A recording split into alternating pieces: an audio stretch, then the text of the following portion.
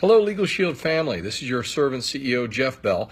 I'd like to spend 5 minutes strong on the topic of the importance of first impressions. I think perhaps my favorite quote on first impressions is, "You never get a second one." And let me just spend the next few minutes telling you why that old adage is really quite important. You see, when you meet somebody, his or her brain forms an impression within 1/10 of 1 second. Really, within 60 seconds, the brain's processed as many as 10,000 visual, oral, and tactile cues as to who you are, what you're like, whether they'd like to get to know you better.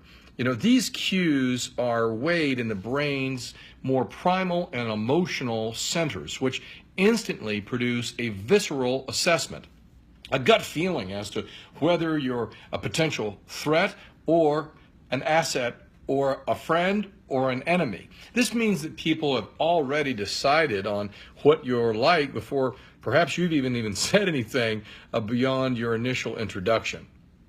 Not only are first impressions registered with lightning speed, but they last a surprisingly long time. Because of what's called the primacy effect, people tend to lend more weight to the things that they learn initially about someone rather than the information that they take in later. The initial impression you make forms a kind of filter or lens through which a new acquaintance will henceforth really judge you.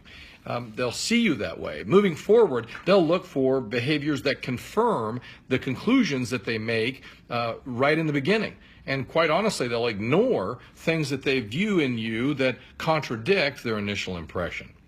Once you've made that initial impression on the clay of their mind, the rest of the relationship tends to follow in its contours, affecting all the future thoughts that people have about you. What this means is that a prospect to join your team or to become a member will probably decide whether or not they like you within minutes of your meeting, and then spend the rest of the time simply confirming that decision. Research has in fact found that it can take up to 6 months of regular contact with someone to change their initial impression and alter the lens through which they see you. Think about follow-up with prospects. It would be nice if everyone followed the 3 encounter rule, but in most cases, if you don't make a connection with someone right off the bat, you're probably not that likely to get an opportunity to follow up with them. Indeed, in a time in which technology puts all the fish in the sea in a mere swipe away with your finger, the fact that you never get a second chance to make a first impression has never been more true. It might seem unfair that people form such a firm assessment of you in such a short time and think that these snap impressions are bound to be faulty. Yet dozens of studies have shown that first impressions are actually highly accurate in gauging a person's true personality and abilities. It turns out that you can actually judge a book by its cover after all. Some researchers theorize that our genetics may have evolved to broadcast our personalities on our faces. It also may be that in making certain expressions over and over again, they get rather etched into our visage.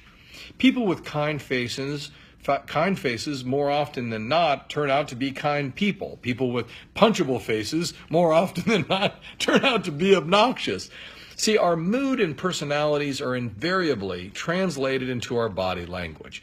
How we stand, walk, how we gesture, and generally hold ourselves says a lot about who we are and what we're like. What this means is that first impressions aren't so superficial after all, and that changing yours begins not with outward behaviors, but inner values. There's almost universal agreement among social researchers when it comes to the qualities people appreciate in new acquaintances and what they're looking for when they take you in. People like other people who are warm, confident, trustworthy, credible, kind, and attractive, and who make them feel comfortable, interesting, and valued. Basically, people like people who seem like they'll be a social benefit rather than a social burden. People are attracted to people who have something to offer, not just monetary resources, but those of many different kinds. People are looking for those who come bearing 4 social gifts: appreciation, connection, elevation, and enlightenment. People who can make them feel understood and valuable and open up their minds to new perspectives and information, who can make them feel good about themselves and will enrich their lives. On the other hand, people tend to avoid those who are boring, empty, self-absorbed, insecure, and needy. People who will inflict a cost, who will require a greater energy investment than they can give. Maybe that seems cold, but what kinds of people are you drawn to? Let's be honest. Those who seemingly will add to your life and help you move closer to your goals, or are you drawn to people that feel like they'll suck the life right out of you and get you off track? People naturally look for alliances that will lend support and enrichment to their own life's journey. So, if you're serious about improving the impression you make externally, you have to start by shaping your inner values. Work on your character. Expand your mind. Develop greater empathy. Gain confidence through practice and mastery. Even though the foundation of a positive first impression lies within, that doesn't mean that external behaviors don't also have a big influence on how you're perceived by others. The outward mechanics of your first impression, what you say in conversation, and how you act with your body language, well, they're also crucially important. You might have a good character and a warm personality, but you could act and converse in ways that create barriers to people and to their ability to appreciate your better qualities. Not only is the information people receive when they first meet you weighed heavily in their mind, but also it is something that will give them an ability to listen better to the things that you're saying if it's a positive impression. So doing or saying just one thing that is off-putting can outweigh a bunch of other positive behaviors and create a less favorable impression that may take months to overcome. And maybe even you may not get the opportunity if you say something that's off-putting on your first impression. It's not just purely negative things that can sink your first impression. There are also certain mannerisms and conversational approaches that, if not right, off-putting, aren't ideal and don't give you your best qualities to come forward and to emerge. For example, you may be someone who feels like you're open-minded and curious about people, but if you haven't learned to ask others good questions, you might come across in a different way. Or you might be a person with a good heart, but if you don't smile much and tend to lean away from people with your arms crossed, well, folks won't get a chance to discover your warm personality because instead they're going to think that you're cold and aloof. Mastering the mechanics of a positive first impression isn't about hiding your true personality or trying to be somebody that you're not.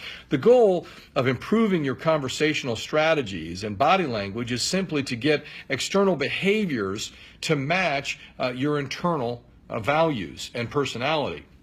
You don't want to contradict your inner self.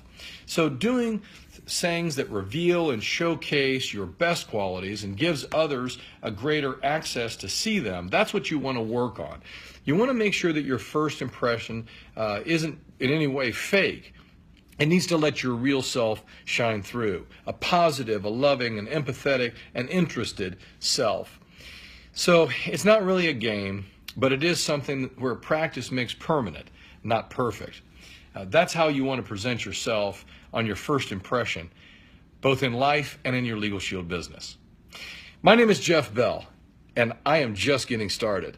And we are Legal Shield, and the best is yet to come.